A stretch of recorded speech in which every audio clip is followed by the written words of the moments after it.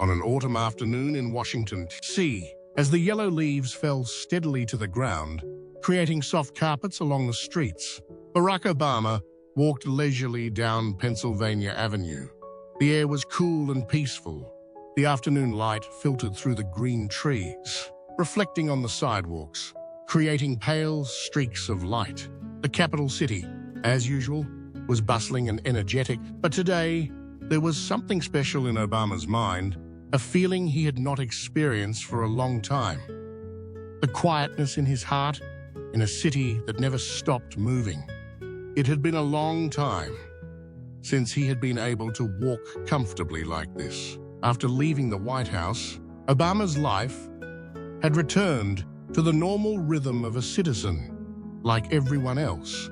But it was undeniable that sometimes important work and social responsibilities always pulled him into a whirlpool of hustle and bustle. Today, he decided to leave the meetings and find himself a moment of relaxation. Walking on the familiar streets of the capital, feeling the space and atmosphere here, his steps were steady on the sidewalk, but his mind could not help but be entangled with the stories and people he had met throughout his life. The surrounding scenery was beautiful, but in his heart, he still felt an emptiness, a gap that no matter what, could not be filled with work or compliments. He had gone through many emotions throughout his career, but one thing he always knew was that there was nothing more precious than connecting with people, especially those who were struggling with life.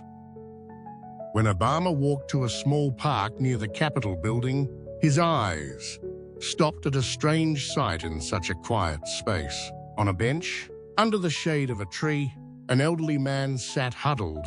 An old, faded sign was held in his hand. "Veteran needs help." It was a simple image, but it made Obama's heart ache. The old man, his hair as white as snow, his face deeply wrinkled, his eyes filled with fatigue and boredom.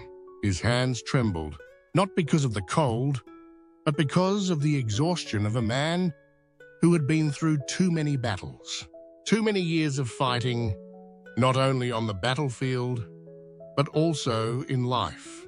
He wore an old set of clothes, no longer in the shape of the old days, as when he was a healthy, enthusiastic soldier.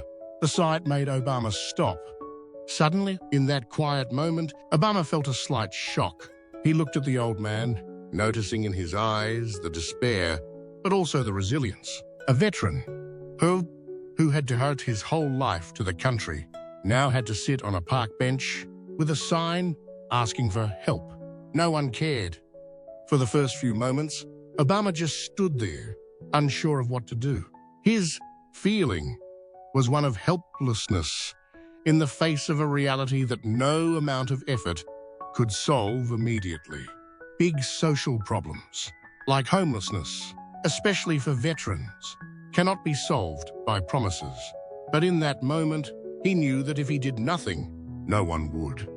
Obama sat down next to Jack, giving the old man a moment to adjust to his presence. In the quiet space of the park, the rustling of falling leaves and footsteps on the sidewalk were the only sounds that broke the silence. A feeling of calm enveloped the two of them. The autumn air carried a silence, but Jack's words broke that silence, like a confession that he had kept hidden for so many years. "Hello, sir. Can I listen to your story?" he asked, his voice soft but full of concern. The old man looked up, his eyes slightly wide, seemingly surprised, then gradually realized that the person opposite was Barack Obama, the former president of the United States. A small, faint smile appeared on the old man's face, but the fatigue could not be hidden. Jack looked up at Obama, his eyes cloudy but full of memories. He took a deep breath and began to share his story, speaking slowly and thoughtfully. "You know, when I joined the military, I thought I was joining something great. I remember that first day so clearly. I was just a young man, full of enthusiasm and proud of what I was going to do for my country. Those years weren't easy, but I felt like I had a purpose. And every day I woke up, I knew I was going to do something important. Jack's voice began to slow, as if he was searching through images in his memory, trying to encapsulate decades of life in a single story. Obama sat still, listening. He knew that Jack's every word was part of a long story shared by thousands of veterans, each with their own way of dealing with their past. But then, well, it changed everything. What I thought I could do, the people I thought I could protect, were no longer what I saw when I came back. I saw my friends fall, and some of them never came back. During those months, I thought I was nothing more than a ghost, walking through endless battles. And then I got hurt. A bullet went through my shoulder during a fight in Afghanistan. I still remember the pain and panic of seeing my own blood. But what hurt more was not being able to help my comrades like I promised. Jack's voice trailed off, and he turned away, as if not wanting Obama to see the hurt in his eyes. Obama could feel the pain Jack was going through, not just physically but mentally. He understood that the wounds Jack carried were not just physical wounds, but also wounds in his soul that no one could see. And then, when I returned to America, I didn't receive the welcome I expected. There was no appreciation, no thanks. Everything was difficult. I could not return to normal life. Every day that passed, I tried to find a job and a roof over my head, but all in vain. People did not care, as if I had disappeared from this society. I was no longer a soldier, no longer someone of value, just a homeless person living day by day with no place in society. Jack stopped, his hands clenched, and his eyes stared at the sign in front of him, which read, "Veterans Need Help." The sign was no longer just a call, but a testimony to the helplessness and frustration of a man who had fought so hard for a noble cause. I lie there in the dark at night, thinking about what happened. I remember the days of war and how I felt when I was a proud soldier. But when I came home, I was no one. No friends, no family. What happened to me? Why do I have to live like this? Obama sat silently, listening to Jack's every word, feeling the loneliness and uncertainty that the old man was going through. He knew this was not Jack's story alone. This is the story of many soldiers who fought for their country. But when they returned, they had to face a society that sometimes forgot about them. Life on the street is a nightmare. Every day I wake up, I don't know what I'm going to eat, where I'm going to sleep. I just try to make ends meet. There was a time when I thought I wouldn't survive this winter. But then I remembered what I fought for. I knew I couldn't give up, because if I gave up, I wouldn't be me anymore. Jack's voice began to choke up, and he bowed his head, as if not wanting Obama to see the tears that were about to fall. Obama, at this moment, didn't know what to do, but he understood that this was the time to show genuine concern, to show Jack that he was not just a former president, but a human being who could sympathize with the pain of others. Jack continued, but this time, his voice was weaker, as if he had run out of strength. I don't expect anything anymore, just a little help, a chance to start over, but it seems like every door is closed to me. Obama listened to every word Jack said, feeling the pain in each sentence. He saw not only a veteran, but also a person who had been forgotten by society. The wounds on the body can be healed, but the wounds in the soul, in loneliness and abandonment, are not easy to erase. It was not just the story of an individual, but the story of thousands, millions of other veterans across America who had devoted themselves to the country, but were eventually abandoned when they were no longer useful in the eyes of society. Obama stood there, a feeling of pain and helplessness welling up in his heart. People like Jack, they sacrificed so much, but had to face an extremely harsh life when they returned. Obama sat there, silently, listening to all of Jack's words.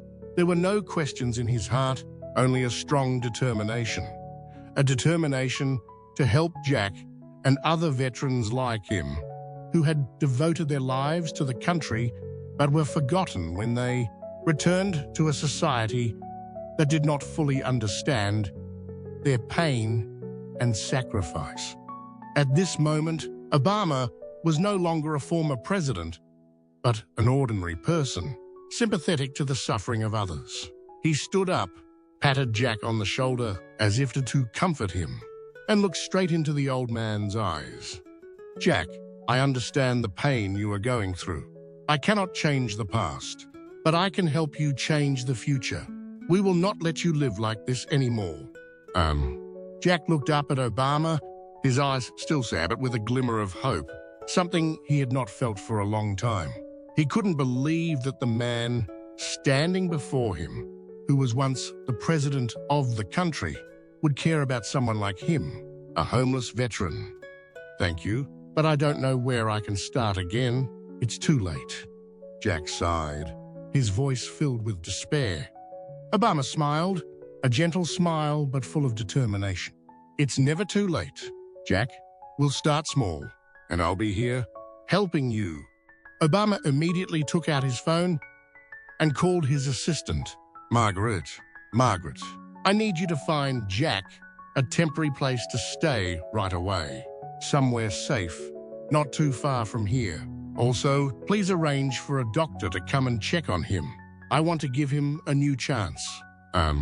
Margaret replied immediately, "Yes, Mr. Obama, I'll take care of it." And within minutes, old Jack had received concrete help. Obama turned back to look at Jack, his eyes filled with reassurance. "I won't let you worry anymore. We'll take care of everything.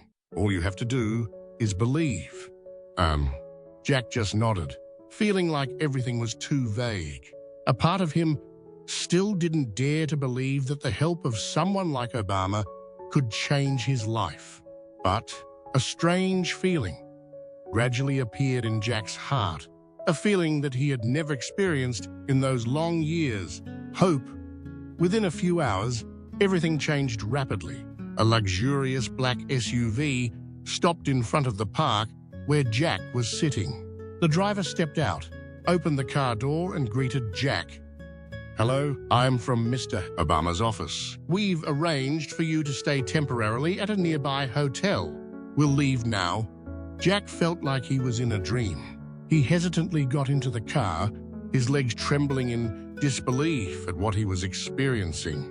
He had never been treated like this in his life, never felt the care of another person.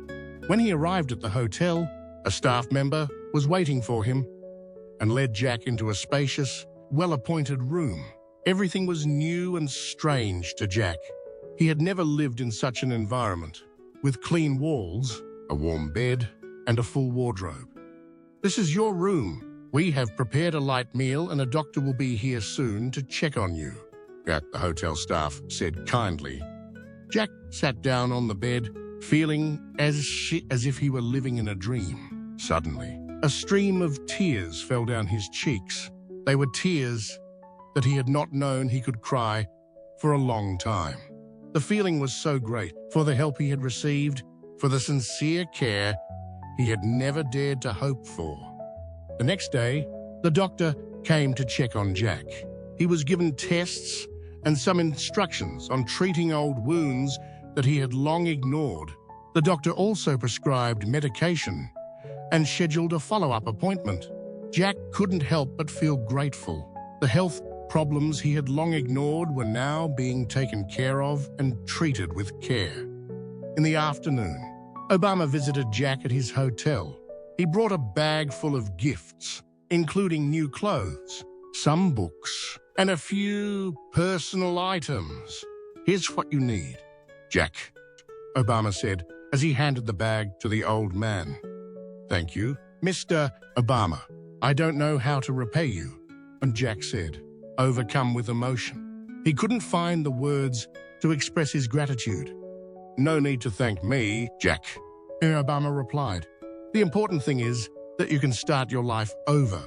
I've contacted a veteran support organization, and they'll help you find a new job. I've also made sure you have a permanent home, a place to settle down. Jack sat there, as if he couldn't believe what he was hearing. After so many years on the streets, he had no hope of finding a stable job or a place to live. But now, everything he thought was impossible was coming true. He had a chance to start over. "So what am I going to do, Mr. Obama?" Jack asked, his voice filled with curiosity and hope. "We'll help you with everything," Obama replied, his eyes determined. "We'll start by finding a job that suits your health and abilities. You can start a new job, and I believe you can do it." The next day, representatives from the Veterans Support Organization came to see Jack. They provided him with information about job training opportunities, skills classes, and jobs for veterans. Jack felt like a new horizon had been opened to him, a path to a future he had never dreamed of.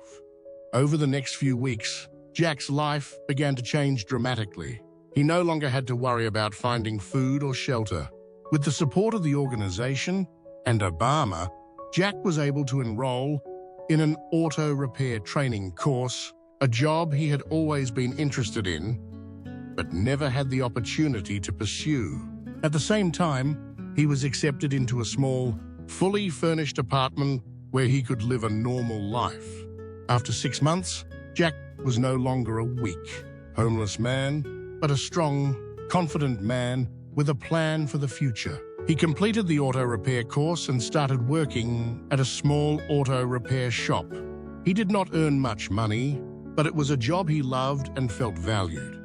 One day, as Jack stood in the garage, looking out the window, he clearly felt the change in himself. His life was no longer a series of hard, lonely days. He had a job, a roof over his head, and most importantly, hope. Jack did not forget what Obama had done for him. He always told himself that one day, when he had the chance, he would give back to the community. He wanted to help people like him, veterans who needed help to change their lives. For Jack, life had turned a new page, a new chapter full of hope and opportunity. He understood that nothing was impossible if there was help, care, and most importantly, a belief in his ability to change his life.